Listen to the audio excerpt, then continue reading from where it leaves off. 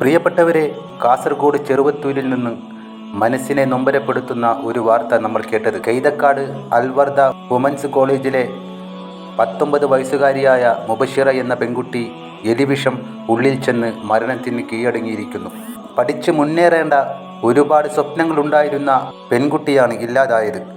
ഒരു മദ്രസ അധ്യാപകരുമായി വീട്ടുകാർ വിവാഹം നിശ്ചയിച്ചതിലുള്ള മനോവിഷമമാണ് ഈ കടുങ്കൈ ചെയ്യാൻ കുട്ടിയെ പ്രേരിപ്പിച്ചത് എന്നാണ് പ്രാഥമിക വിവരങ്ങൾ. ഈ സാഹചര്യത്തിൽ സോഷ്യൽ മീഡിയയിലും മാധ്യമങ്ങളിലും വരുന്ന ചില തലക്കെട്ടുകളും അതിന് പിന്നിലെ യാഥാർത്ഥ്യങ്ങളും നമ്മൾ ഗൗരവമായി ചർച്ച ചെയ്യേണ്ടതുണ്ട്. ഈ വാർത്ത പുറത്തു വരുന്നതിന് പിന്നാലെ സാമൂഹ്യ മാധ്യമത്തിൽ പലരും നൽകിയ തലക്കെട്ടുകൾ ശ്രദ്ധിച്ചാൽ തോന്നും ഇവിടെ മദ്രസ അധ്യാപകരായ ഉസ്താദുമാരാണ് എന്തോ തെറ്റ് ചെയ്തതെന്ന്. മദ്രസ അധ്യാപകനുമായുള്ള വിവാഹം മുടക്കാൻ ഒരു പെൺകുട്ടി സ്വയം ഇല്ലാതായി എന്ന രീതിയിലുള്ള തലക്കെട്ടുകൾ കാണുമ്പോൾ പൊതുസമൂഹത്തിന് മുന്നിൽ ദീനി അധ്യാപകർ തെറ്റുകാരായി ചിത്രീകരിക്കപ്പെടുകയാണ്.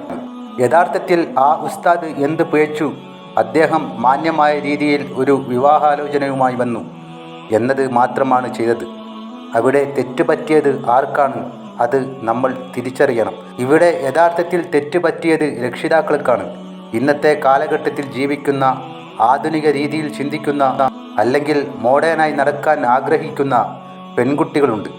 അവരുടെ താല്പര്യങ്ങളും ചിന്താഗതികളും മറ്റൊന്നായിരിക്കും.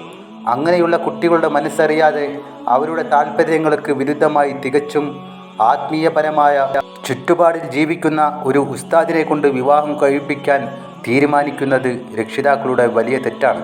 കുട്ടികളുടെ ആഗ്രഹങ്ങളും താല്പര്യങ്ങളും മനസ്സിലാക്കി അവർക്ക് അനുയോജ്യരായ പങ്കാളികളെ കണ്ടെത്തി നൽകേണ്ടത് രക്ഷിതാക്കളുടെ കടമയാണ്.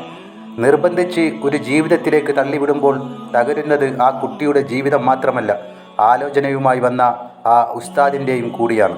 യഥാർത്ഥത്തിൽ ദീനിയായ മദ്രസ അധ്യാപകരായ ഉസ്താദുമാരെ വിവാഹം കഴിക്കുക എന്നത് വലിയൊരു ഭാഗ്യമാണ്. ദുനിയാവിൽ ഒരുപക്ഷെ വലിയ ആഡംബരങ്ങളോ വലിയ സാമ്പത്തിക നേട്ടങ്ങളോ കാണാൻ കഴിഞ്ഞില്ലെന്ന് വരാം.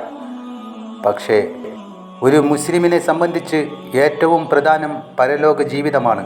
ഒരു ഉസ്താദിൻ്റെ ഭാര്യയാകുന്ന വഴി ലഭിക്കുന്ന ഏറ്റവും വലിയ നേട്ടം ആ പരലോക ജീവിതത്തിലെ വിജയമാണ്. ഒരു ദീനിയായ അന്തരീക്ഷത്തിൽ ജീവിക്കാനും മക്കളെ നല്ല ദീനി വഴിയിൽ വളർത്താനും അത് സഹായിക്കും. ദുനിയാവിലെ താൽക്കാലിക സുഖങ്ങളെക്കാൾ വലുത് പരലോകത്തെ ശാശ്വതമായ വിജയമാണെന്ന് തിരിച്ചറിയാൻ നമ്മുടെ പെൺകുട്ടികൾക്ക് ഇതുവരെ സാധിച്ചിട്ടില്ല. പ്രിയപ്പെട്ട മാതാപിതാക്കളെ, കുട്ടികൾക്ക് പ്രായമാവുമ്പോഴേക്കും അവരുടെ താല്പര്യങ്ങൾ നോക്കാതെ എങ്ങനെയെങ്കിലും കെട്ടിച്ചയക്കാം എന്ന ചിന്താഗതി നിങ്ങൾ മാറ്റിവെക്കുക. അവരുടെ സ്വപ്നങ്ങളെയും താല്പര്യങ്ങളെയും മാനിക്കുക. അതുപോലെ പ്രിയപ്പെട്ട പെൺകുട്ടികളോട് ജീവിതത്തിൽ എന്തെങ്കിലും പ്രതിസന്ധികളോ വിയോജിപ്പുകളോ ഉണ്ടാകുമ്പോൾ സ്വയം ഇല്ലാതാകുന്നത് ഒന്നിനും പരിഹാരമല്ല. തുറന്ന് സംസാരിക്കുക, ദീനിലേക്ക് മടങ്ങുക.